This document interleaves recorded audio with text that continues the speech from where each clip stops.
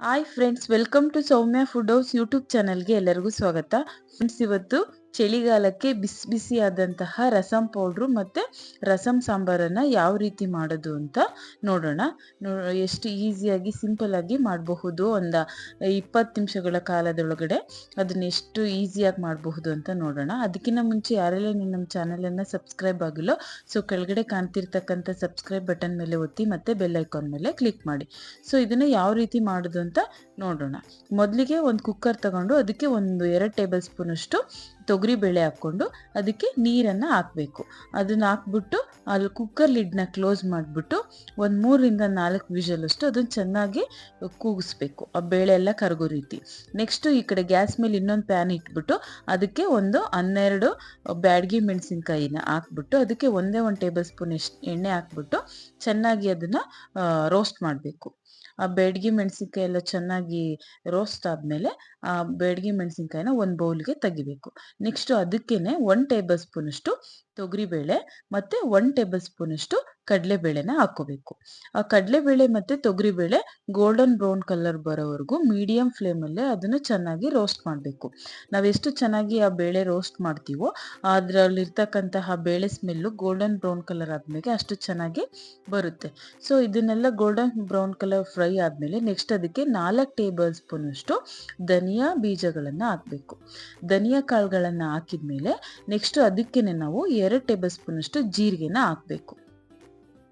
2 table spoon ಅಷ್ಟು ಜೀರಿಗೆ ಹಾಕಿದ್ಮೇಲೆ ಎಲ್ಲದನ್ನು ಕೂಡ ಮೀಡಿಯಂ ಫ್ಲೇಮಲ್ಲೇ ನಿಧಾನಕ್ಕೆ ಉರಿಬೇಕು. ಅದನ್ನೆಲ್ಲ ಚೆನ್ನಾಗಿ ರೋಸ್ಟ್ ಮಾಡಬೇಕು. ಜೀರಿಗೆ ಮತ್ತು ಕೊತ್ತಂಬರಿ ಎಲ್ಲ ಫ್ರೈ ಆಗೋ ರೀತಿ. ಅದೆಲ್ಲ ನೀಟಾಗಿ ಫ್ರೈ ಆಗ್ತಾ ಇದ್ದಾಗ ನೆಕ್ಸ್ಟ್ ನಾವು ಮತ್ತೆ ಒಂದು 2 ಟೇಬಲ್ ಸ್ಪೂನ್ ಅಷ್ಟು ಕಾಳು ಮೆಣಸನ್ನು ಹಾಕಬೇಕು. 2 ಟೇಬಲ್ ಸ್ಪೂನ್ ಅಷ್ಟು ಕಾಳು ಮೆಣಸನ್ನು ಹಾಕ್ಬಿಟ್ಟು ಅದನ್ನು ಕೂಡ ನೀಟಾಗಿ ಫ್ರೈ ಮಾಡಬೇಕು. ಈ ರಸಂ ಪೌಡರ್ಗೆ ನಾವು ಕಾಳುಮೆಣಸು, ಜೀರಿಗೆ ಈ ಥರ ಎಲ್ಲ ಹಾಕಿ ಮಾಡೋದ್ರಿಂದ ಚಳಿಗಾಲದಲ್ಲಾಗಿರ್ಬೋದು, ಮಳೆಗಾಲದಲ್ಲಾಗಿರ್ಬೋದು ಆರೋಗ್ಯಕ್ಕೆ ತುಂಬ ಒಳ್ಳೆಯದು. ಯಾರಿಗೆಲ್ಲ ಗಂಟ್ಲು ನೋವು ಇರುತ್ತೋ ಈ ಥರ ರಸಂ ಪೌಡರ್ ಮಾಡ್ಕೊಂಡು ಕುಡಿಯೋದ್ರಿಂದ ಆರೋಗ್ಯಕ್ಕೆ ಒಳ್ಳೆಯದು. ನೆಕ್ಸ್ಟು ಅರ್ಧ ಟೇಬಲ್ ಸ್ಪೂನಷ್ಟು ಸಾಸಿವೆ ಮತ್ತು ಒಂದು ಅರ್ಧ ಟೇಬಲ್ ಸ್ಪೂನಷ್ಟು ಮೆಂತ್ಯ ಕಾಳನ್ನು ಹಾಕಬೇಕು. ಹಾಕ್ಬಿಟ್ಟು ಅದನ್ನು ಅಷ್ಟೇ ಮೀಡಿಯಂ ಫ್ಲೇಮಲ್ಲೇ ಚೆನ್ನಾಗಿ ಫ್ರೈ ಮಾಡಬೇಕು. ಕೊನೆಯದಾಗಿ ಇದೆಲ್ಲ ಫ್ರೈ ಆದಮೇಲೆ ಇದಕ್ಕೆ ಕರಿಬೇವನ್ನು ಹಾಕಬೇಕು. ಒಂದು 2 ಟೇಬಲ್ ಸ್ಪೂನ್ ಅಷ್ಟು ಕರಿಬೇವನ್ನು ಹಾಕ್ಬಿಟ್ಟು ಅದನ್ನು ಕೂಡ ನೀಟಾಗಿ ಈ ಥರ ಫ್ರೈ ಮಾಡಬೇಕು. ಆ ಕರಿಬೇವಿನಲ್ಲಿರ್ತಕ್ಕಂತಹ ಹಸಿ ಅಂಶ ಎಲ್ಲ ಹೋದ್ಮೇಲೆ ನೆಕ್ಸ್ಟ್ ಇದಕ್ಕೆ 1 ಟೇಬಲ್ ಸ್ಪೂನ್ ಅಷ್ಟು ಇಂಗನ್ನು ಹಾಕಬೇಕು. ಇಂಗನ್ನು ಹಾಕ್ಬಿಟ್ಟು ಎಲ್ಲದನ್ನು ಕೂಡ ನೀಟಾಗಿ ಚೆನ್ನಾಗಿ ಮಿಕ್ಸ್ ಮಾಡಬೇಕು. ನೋಡಿ, ಈ ಥರ ಮೀಡಿಯಂ ಫ್ಲೇಮಲ್ಲಿ ಚೆನ್ನಾಗಿ ರೋಸ್ಟ್ ಮಾಡೋದ್ರಿಂದ ಏನಾಗುತ್ತೆ, ನೀಟಾಗಿ ಫ್ರೈ ಆಗ್ತವೆ. ಅದಾದಮೇಲೆ ನೆಕ್ಸ್ಟ್ ಒಂದು ಮಿಕ್ಸಿ ಜಾರನ್ನು ತೊಗೊಂಡ್ಬಿಟ್ಟು ಈ ಕಾಳುಗಳೆಲ್ಲ ತಣ್ಣಗಾದ್ಮೇಲೆ ಅದನ್ನು ಈ ಥರ ಮಿಕ್ಸಿ ಬೌಲ್ಗೆ ಹಾಕಬೇಕು. ನಾವೇನೀಗ ಎಲ್ಲ ಫ್ರೈ ಮಾಡಿ ಇಟ್ಕೊಂಡಿದ್ದೀವಲ್ಲ ಅಷ್ಟು ಕಾಳುಗಳನ್ನು ಈ ಮಿಕ್ಸಿಂಗ್ ಬೌಲ್ಗೆ ಹಾಕ್ಬಿಟ್ಟು ನೆಕ್ಸ್ಟ್ ನಾವು ಫಸ್ಟಿಗೆ ಫ್ರೈ ಮಾಡಿ ಇಟ್ಕೊಂಡಿದ್ವಲ್ಲ ಮೆಣಸಿನ್ಕಾಯಿ, ಬ್ಯಾಡಗಿ ಮೆಣಸಿನ್ಕಾಯಿನ ಅದನ್ನು ಕೂಡ ಇದಕ್ಕೇನೆ ಹಾಕಬೇಕು. ಈ ಮೆಣಸಿನ್ಕಾಯಿನೂ ಹಾಕ್ಬಿಟ್ಟು ನೀಟಾಗಿ ಇದನ್ನ ಲಿಡ್ನ ಕ್ಲೋಸ್ ಮಾಡಿಬಿಟ್ಟು ನಾವು ಮಿಕ್ಸಿಗೆ ಚೆನ್ನಾಗಿ ನೈಸಾಗಿ ಪೌಡರ್ ರೀತಿ ಇದನ್ನು ನಾವು ರುಬ್ಕೋಬೇಕು. ನೋಡಿ, ಈ ಥರ ಅಷ್ಟು ಮೆಣಸಿನ್ಕಾಯಿನ ಹಾಕ್ಬಿಟ್ಟು ನೀಟಾಗಿ ನಾವು ಮಿಕ್ಸಿ ಮಾಡ್ಕೋಬೇಕು. ನೋಡಿ, ಈ ಥರ ನೈಸಾಗಿ ಪೌಡರ್ ರೀತಿ ಮಿಕ್ಸಿ ಮಾಡ್ಕೋಬೇಕು. ನೋಡ್ರಿ ತೋರಿಸ್ತಾ ಇದ್ದೀನಿ. ಈ ಥರ ನೈಸಾಗಿ ಪೌಡರ್ ರೀತಿ ನಾವು ರುಬ್ಬಿ ಇಟ್ಕೋಬೇಕು. ನೆಕ್ಸ್ಟು ಇದನ್ನು ನಾವು ಒಂದು ಏರ್ ಕಂಟೈನರ್ ಬಾಕ್ಸ್ ಒಳಗೆ ಹಾಕ್ಬಿಟ್ಟು ನಾವು ಇದನ್ನು 1 ತಿಂಗಳ ಕಾಲ ಇಟ್ಟರು ಇದು ಏನು ಪೌಡರು ಹಾಳಾಗಲ್ಲ. ನಮಗೆ ಯಾವಾಗ ರಸಂ ಸಾಂಬಾರು ಮಾಡಬೇಕು ಅನಿಸುತ್ತೋ ಆವಾಗ ಇದೇ ಪೌಡರನ್ನು ಯೂಸ್ ಮಾಡಿ ರಸಂ ಸಾಂಬಾರನ್ನು ಮಾಡ್ಕೋಬಹುದು. ನೋಡಿ, ಈ ಥರ ಪೌಡರನ್ನು ಮಾಡ್ಕೊಂಡ್ಮೇಲೆ ಅದು ಎಷ್ಟು ನೈಸಾಗಿ ರುಬ್ಬಿದ್ದೀವಿ ಅಂತ ಇಷ್ಟೇ ನೈಸಾಗಿ ಅದು ರುಬ್ಬಿರಬೇಕು. ಆವಾಗ ಸಾಂಬಾರು ಟೇಸ್ಟು ಚೆನ್ನಾಗಿ ಬರುತ್ತೆ ರಸಂ ಸಾಂಬಾರು. ಸೊ ನೆಕ್ಸ್ಟು ಇದಾದಮೇಲೆ ನಾವೇನು ಕೂಗಿಸಿಟ್ಟಿರ್ತಕ್ಕಂಥ ಬೇಳೆ ಇದೆಯಲ್ಲ ಅದನ್ನು ಚೆನ್ನಾಗಿ ಸ್ಮ್ಯಾಶ್ ಆಗೋ ರೀತಿ ನಾವು ಅದನ್ನು ಮಿಕ್ಸ್ ಮಾಡ್ಕೋಬೇಕು. ಈ ಥರ ಬೇಳೆ ಎಲ್ಲ ಕರಗೋ ರೀತಿನೇ ನಾವು ಇದನ್ನು ಕೂಗಿಸ್ಕೋಬೇಕು. ಇದೆಲ್ಲ ಈ ಥರ ಚೆನ್ನಾಗಿ ಮಿಕ್ಸ್ ಮಾಡಿದ್ಮೇಲೆ ನೋಡಿ, ಈ ಥರ ನೀಟಾಗಿ ಅದೆಲ್ಲ ಬೇಳೆ ಎಲ್ಲ ಕರಗೋ ರೀತಿ ಮಿಕ್ಸ್ ಮಾಡ್ಕೋಬೇಕು. ನೆಕ್ಸ್ಟ್ ಗ್ಯಾಸ್ ಮೇಲೆ ಒಂದು ಪಾತ್ರೆ ಇಟ್ಟು ಅದಕ್ಕೆ 3 ಟೇಬಲ್ ಸ್ಪೂನ್ ಅಷ್ಟು ಎಣ್ಣೆನ ಹಾಕಬೇಕು. ಎಣ್ಣೆ ಎಲ್ಲ ಚೆನ್ನಾಗಿ ಕಾದ್ಮೇಲೆ ಒಂದು ಅರ್ಧ ಟೇಬಲ್ ಸ್ಪೂನ್ ಅಷ್ಟು ಸಾಸಿವೆ ಮತ್ತು ಒಂದು ಅರ್ಧ ಟೇಬಲ್ ಸ್ಪೂನ್ ಅಷ್ಟು ಜೀರಿಗೆನ ಹಾಕಬೇಕು. ಅದಾದ್ಮೇಲೆ ನೆಕ್ಸ್ಟು ಅದಕ್ಕೆ 1 ಟೇಬಲ್ ಸ್ಪೂನಷ್ಟು ಕರಿಬೇವನ್ನ ಹಾಕಬೇಕು. ಆ ಕರಿಬೇವು ಎಲ್ಲ ಸಿಡಿದ್ಮೇಲೆ 2 ಒಣಮೆಣಸಿನಕಾಯಿನ ಹಾಕಬೇಕು. ಅದೆಲ್ಲ ಆದ್ಮೇಲೆ 1 ಟೇಬಲ್ ಸ್ಪೂನಷ್ಟು ಹಸಿ ಶುಂಠಿ ಬೆಳ್ಳುಳ್ಳಿ ಪೇಸ್ಟನ್ನ ಹಾಕ್ಬಿಟ್ಟು ಅದನ್ನು ಕೂಡ ನೀಟಾಗಿ ಮಿಕ್ಸ್ ಮಾಡಬೇಕು. ಅದಾದ್ಮೇಲೆ ನೆಕ್ಸ್ಟ್ ನಾವು ಚಿಕ್ಕದಾಗಿ ಹೆಚ್ಚಿರ್ತಕ್ಕಂತಹ ಟೊಮೊಟೊನ ಹಾಕಬೇಕು. 1 ಬೌಲಷ್ಟು ಟೊಮೊಟೊ ಅಂದರೆ ಒಂದು 5ರಿಂದ 6 ಮೀಡಿಯಂ ಸೈಜಲ್ಲಿ ಟೊಮೊಟೊ ಹಣ್ಣನ್ನು ಈ ಥರ ಚಿಕ್ಕದಾಗಿ ಹೆಚ್ಚಿಡ್ಕೋಬೇಕು. ಅದನ್ನು ಹಾಕ್ಬಿಟ್ಟು ನೀಟಾಗಿ ಆ ಟೊಮೊಟೊ ಎಲ್ಲ ಮೆತ್ತಗೆ ಬೇಯೋ ರೀತಿ ಸ್ಮ್ಯಾಶ್ ಆಗೋ ರೀತಿ ನಾವು ಬೇಯಿಸ್ಕೋಬೇಕು.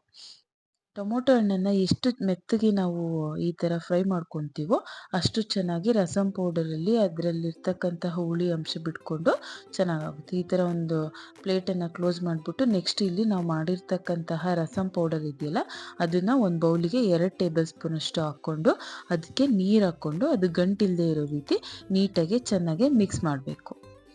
ನೋಡಿ, ಈ ಥರ ಗಂಟಿಲ್ಲದೆ ಇರೋ ರೀತಿ ನೀಟಾಗಿ ಮಿಕ್ಸ್ ಮಾಡ್ಕೋಬೇಕು. ನಾವು ಟೊಮೊಟೊ ಹಣ್ಣನ್ನು ನೀವು ಬೇಳೆ ಜೊತೆಗೇನೆ ಟೊಮೊಟೊ ಹಣ್ಣನ್ನು ಹಾಕ್ಬಿಟ್ಟು ಅದನ್ನು ಕೂಡ ಕೂಗಿಸ್ಕೊಂಡು ಅದನ್ನು ಕೂಡ ಚೆನ್ನಾಗಿ ಮಿಕ್ಸಿಗೆ ಹಾಕ್ಕೊಂಡ್ಬಿಟ್ಟಾದರೂ ಹಾಕ್ಬೋದು. ಈ ಥರ ಚಿಕ್ಕದಾಗಿ ಹೆಚ್ಚು ಹಾಕಿದ್ರೂ ಅದು ಚೆನ್ನಾಗಾಗುತ್ತೆ. ಸೊ ಈ ಥರ ಎಲ್ಲ ನೀಟಾಗಿ ಚೆನ್ನಾಗಿ ಕರಗೋ ರೀತಿ ಅದು ಟೊಮೊಟೊ ಎಲ್ಲ ಬೆಂದಮೇಲೆ ನಾವು ಬೇಯಿಸಿರ್ತಕ್ಕಂಥ ಬೇಳೆ ಇದೆಯಲ್ಲ ಆ ಬೇಳೆನ ಹಾಕ್ಬೇಕಿದಕ್ಕೆ. ಹಾಕಿದ್ಮೇಲೆ ನೆಕ್ಸ್ಟು ನಾವು ಇದಕ್ಕೆ ನೀರನ್ನು ಹಾಕಬೇಕು. ಇದನ್ನೆಲ್ಲ ನೀಟಾಗಿ ಮಿಕ್ಸ್ ಮಾಡಿದ್ಮೇಲೆ ನಾವಿವಾಗ ಇದಕ್ಕೆ 1 ಲೋಟದಷ್ಟು ನೀರನ್ನು ಹಾಕಬೇಕು.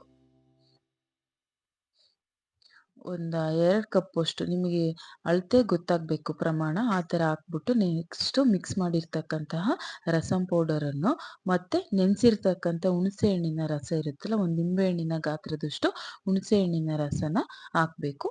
ಅದಾದಮೇಲೆ 1 ಟೇಬಲ್ ಸ್ಪೂನಷ್ಟು ಉಪ್ಪನ್ನು ಹಾಕಬೇಕು. ರುಚಿಗೆ ತಕ್ಕಷ್ಟು ಒಂದು ಚಿಕ್ಕದು ಬೆಲ್ಲದ ಪೀಸನ್ನು ಹಾಕಬೇಕು. ಹಾಕ್ಬಿಟ್ಟು ನೀಟಾಗಿ ಮಿಕ್ಸ್ ಮಾಡಬೇಕು.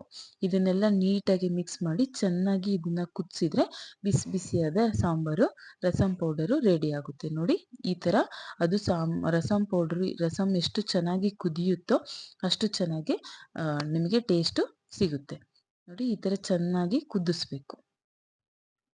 ಈ ಥರ ಸಾಂಬಾರನ್ನು ನೀವು ಅನ್ನದ ಜೊತೆನಾದರೂ ಹಚ್ಕೊಂಡು ತಿನ್ಬೋದು. ಕೊನೆಯದಾಗಿ ಕೊತ್ತಂಬರಿ ಸೊಪ್ಪನ್ನು ಹಾಕ್ಬಿಟ್ಟು ಅದನ್ನು ಮಿಕ್ಸ್ ಮಾಡಬೇಕು.